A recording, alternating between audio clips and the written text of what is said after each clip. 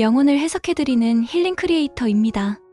이 영상은 명언의 의미와 뜻을 풀이하고 창작하여 이야기를 전달해드리는 영상입니다. 오늘의 명언은 내 마음을 다스리지 못하면 그 마음은 너를 휘두를 것이다 입니다.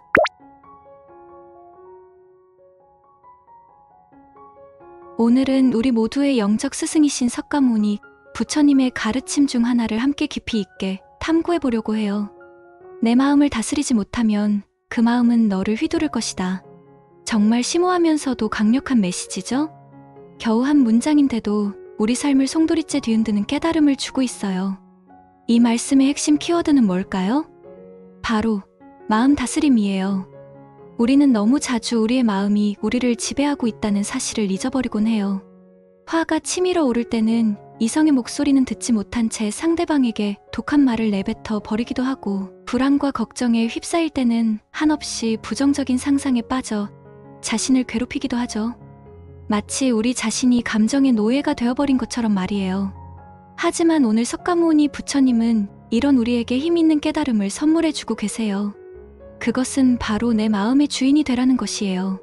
자신의 마음을 잘 다스리고 제어할 줄 알게 되면 우리는 더 이상 감정의 노예가 아닌 감정의 주인으로서 이 삶을 살아갈 수 있게 된다는 거죠. 사실 이 말씀은 들으면 너무나 단순해 보여요.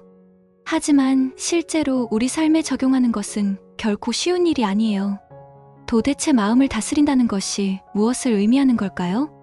제가 오랜 시간 고민하고 명상한 끝에 깨달은 바로는 이것이 크게 세 가지 차원의 의미를 담고 있다는 거예요. 첫 번째는 자신의 감정을 예리하게 알아차리는 것이에요. 생각해 보세요. 우리는 얼마나 자주 자신이 어떤 감정을 느끼고 있는지조차 모른 채 살아가고 있나요? 화가 치밀어 오르는데 정작 자신이 화나 있다는 사실조차 알아차리지 못하고 슬픔에 잠겨 있는데 슬퍼하고 있다는 자각조차 없이 살아갈 때가 많죠?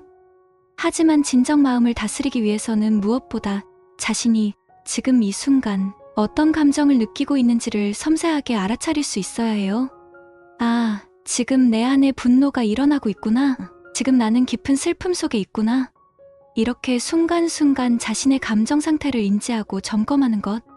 이것이 마음 다스림의 가장 기본적이면서도 중요한 출발점이에요. 두 번째 단계는 자신의 감정을 있는 그대로 수용하고 받아들이는 것이에요. 감정을 알아차렸다고 해서 그걸 곧바로 판단하거나 억누르려 해서는 안 돼요. 분노가 일어났으면 그 분노를, 슬픔이 밀려오면 그 슬픔을 그저 있는 그대로 바라보고 인정해주는 것이 필요해요. 그래, 나는 지금 굉장한 분노를 느끼고 있어. 그리고 이 분노는 너무나 당연한 내 마음의 일부야. 이렇게 솔직하게 자신의 감정을 받아들일 때 비로소 우리는 그 감정과 건강하고 성숙한 관계를 맺어갈 수 있게 돼요. 세 번째이자 가장 중요한 단계는 감정에 휘둘리는 것이 아니라 그 감정에 대한 우리의 반응을 선택하는 것이에요. 감정을 알아차리고 수용했다고 해서 그걸로 끝이 아니에요. 가장 중요한 건 그 다음에 우리가 어떤 행동을 취하느냐 하는 거죠. 분노가 치솟는다고 해서 무조건 상대에게 휘둘리듯 화풀이를 하는 게 아니라 우리에겐 그 분노를 어떻게 표현하고 다룰 것인지를 선택할 수 있는 자유와 힘이 있다는 사실을 깨닫는 거예요. 나는 지금 굉장히 화가 나 있는 것은 사실이야. 하지만 그럼에도 나는 이 분노를 공격이 아닌 대화와 이해로 풀어가는 쪽을 선택할 거야. 이렇게 감정에 반응하는 것이 아닌 행동을 선택하는 순간 우리는 비로소 감정의 지배에서 벗어나 감정의 주인으로 우뚝 설 수 있게 된답니다. 하지만 이 모든 게 말처럼 쉽지만은 않아요. 매 순간순간 자신의 마음을 들여다보고 다스린다는 건 정말 어려운 일이에요. 하지만 우리가 꾸준히 노력한다면 분명 불가능한 일은 아니에요. 실제로 우리 주변에는 자신의 마음을 탁월하게 다스리며 살아가는 멋진 분들이 참 많거든요. 예를 들면 저는 티베트에서 온 명상대가 펜바 스님이 생각나요. 그는 평생을 오로지 마음 수련에 바친 분이에요. 수십 년간 동굴에서 고립수행을 하며 끊임없이 자신의 마음을 관찰하고 다스리는 훈련을 했죠. 지금 펜바 스님은 어떤 역경과 고난이 닥쳐와도 조금도 흔들리지 않는 놀라운 마음의 평정을 유지하세요. 누군가가 그에게 모욕적인 말을 하거나 심지어 폭력을 휘둘러도 그는 결코 분노하거나 상처받지 않아요.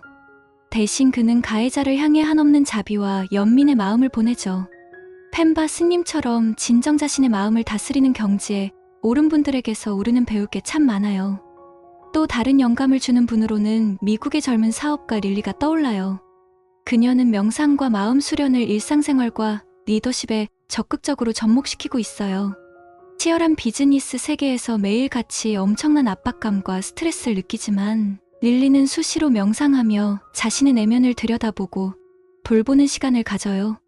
그 어떤 역경 속에서도 희망과 긍정의 마음가짐을 잃지 않는 것이 그녀 성공의 비결이죠. 팀 내에 갈등이 생겨도 릴리는 결코 감정적으로 대응하지 않아요. 그 대신 지혜와 애정으로 서로의 입장을 경청하고 소통하며 문제를 풀어가죠. 릴리처럼 자신의 마음을 슬기롭게 다스려 나가는 모습에서 우리는 많은 걸 배울 수 있어요. 여러분도 바로 오늘부터 마음 다스리기 수련을 시작해 볼 수 있어요. 사실 명상 같은 걸 한 번도 해본 적이 없는 분이라면 어디서부터 시작해야 할지 막막할 수 있어요. 지금부터 함께 아주 간단하고 실천적인 방법들을 알아볼 테니까요. 일단 무엇보다 중요한 건 매일 일정 시간 명상하는 습관을 들이는 거예요.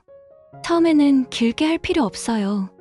그냥 아침이나 저녁 중 편한 시간에 10분 정도만 조용히 앉아 있는 거예요. 눈을 감고 가만히 자신의 호흡을 느껴보세요. 생각이 여기저기 흘러가도 괜찮아요. 그냥 부드럽게 다시 호흡에 집중하는 거죠. 처음엔 어색하고 어려울 수 있지만 꾸준히 해보세요. 이 명상은 우리 마음의 파도를 가라앉히고 내면의 평화를 되찾는데 정말 큰 도움이 된답니다. 또 하나 추천하고 싶은 방법은 매일 감정 일기를 쓰는 거예요. 자신이 오늘 하루 동안 느꼈던 여러 감정들을 있는 그대로 적어보는 거죠.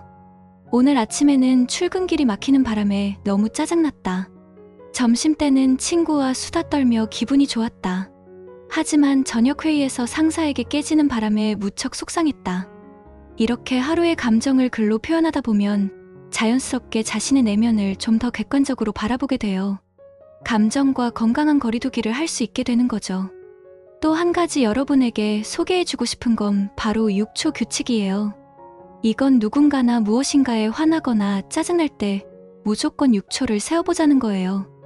이 6초의 숨고르기가 주는 마법 같은 효과를 꼭 경험해 보시길 바래요. 그 찰나의 순간 우리는 감정에 휩쓸려 반응하기보다는 좀 더 지혜로운 선택을 할 수 있는 힘을 얻게 된답니다. 마지막으로 소개해드리고 싶은 건 자비 명상이에요. 이는 자신을 포함한 모든 존재를 향해 따뜻한 사랑과 연민의 마음을 보내는 명상 방법이에요. 나 자신이 평화로워지길, 나의 가족과 친구들이 행복해지길, 나와 견해가 다른 사람들도 잘 되기를, 모든 생명이 고통에서 자유로워지길. 이렇게 자비로운 바람을 되뇌다 보면 우리 마음 안의 사랑과 동정심이 점점 더 커져가요. 우리를 분노와 혐오로 몰아가던 마음의 그늘이 서서히 걷히고 내면에서 빛이 피어나는 경험을 하게 될 거예요. 우리 함께 마음 다스리기의 길을 가볼까요? 석가모니 부처님도 펜바 스님도 릴리도 하루아침에 그 경지에 오른 게 아니에요. 그들 역시 오랜 세월 꾸준히 자신의 마음을 들여다보고 다독이며 단련해온 결과물인 거죠. 여러분, 잊지 마세요. 여러분 한 사람 한 사람은 이미 완벽하고 존귀한 존재예요. 지금 여러분 안에는 무한한 사랑과 지혜, 자비와 용서의 힘이 존재해요. 다만 마음의 먼지가 쌓여 그 본연의 빛을 가리고 있을 뿐이에요. 하지만 이 먼지는 언제든 닦아낼 수 있어요. 묵묵히, 꾸준히 자신의 마음을 들여다보고 그 안의 소리에 귀 기울이는 노력, 바로 그 과정 자체가 우리를 성장시키고 깨달음으로 이끄는 위대한 수행인 거예요. 시청해주셔서 감사합니다.